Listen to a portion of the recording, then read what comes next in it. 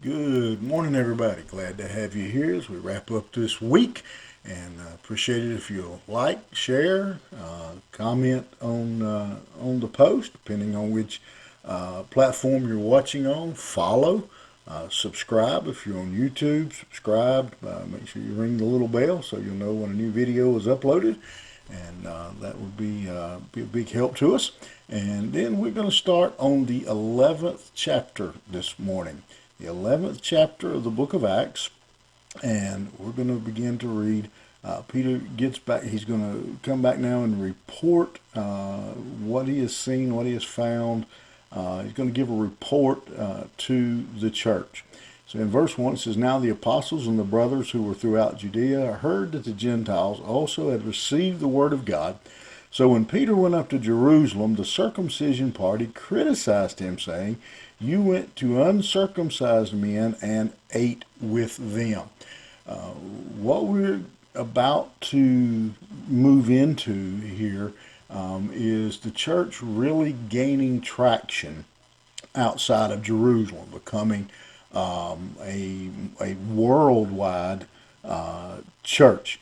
And these next verses here are extremely important, I think, to the church today. That we understand this piece of our church history, and so we're going to move kind of carefully through this, and just consider what we can learn here from the errors, and then the things that they did right as well. One of the things that, again, we learn immediately in this story is that at this point, the church has a very small vision. They have a very narrow plan for the church. When it says here in verse 1, the apostles and the brothers, that simply means the whole church. The church, the leaders, those in Jerusalem, they hear about Peter going and preaching to the Gentiles, and how that those Gentiles had received the Lord. And it quickly got back to Jerusalem and to these church leaders. This was the kind of news that travels fast when a Jew now has fellowshipped and worshipped and dined with Gentiles. And this would have been just big news. It would have spread like wildfire. Then to make it worse, we find out Peter has even baptized some of these Gentiles, and he did it without requiring that they be circumcised. And so this was big news. And again, at this point, the majority of believers were Jews. They had been circumcised as small children. Growing up, they had followed the law of Moses. And so even when they became Christians, many of them didn't completely abandon some of their Jewish teaching.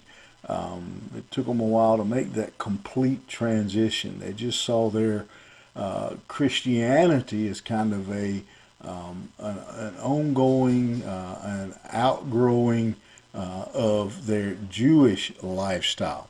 That kind of in their minds, Jesus hadn't really done anything but added to their Jewish law. And so because of that, they still expected anybody who wanted to to accept Christ to submit himself to be circumcised, to commit himself to follow the law of Moses, and to continue to follow all the ceremonies and traditions of the Jewish church. And if he did that, then they would consider him to actually be a Christian and allow him to be baptized and be part of the church. Well, Peter had violated all that. Peter, in their mind, skipped a few steps. He had just simply baptized them right into the church by allowing them to come into the church without being circumcised. In doing so, he had broken the law of Moses because he went and ate with the uncircumcised Gentiles, and so this was a scandal of tremendous measure in the New Testament church. Now, a couple lessons as we start into this story that we see very quickly is the danger of hanging on to those rituals and traditions and rules and regulations that we lay out many times ahead of and treat them as if they are more important than a person's actual salvation. So we need to be careful of our rituals and ceremonies. Another thing we notice here is instead of being excited that their church was growing and that people were coming into the family of God, they were unhappy because their traditions had been broken. And so last chapter we dealt with the issue of prejudice and discrimination. Here we have some of that, but rituals in general that tend to be a barrier to people coming to know Christ.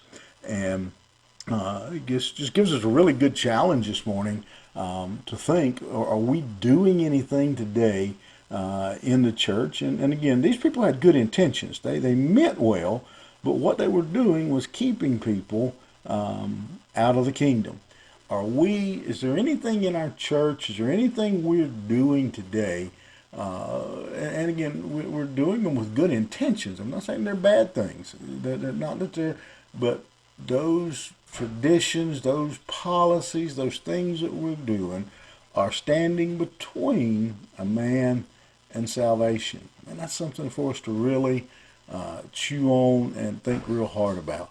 Are we holding on to rituals and policies and practices and traditions that are hindering people from coming to know Christ? Think about it. Have a good day. We'll see you back here Monday morning.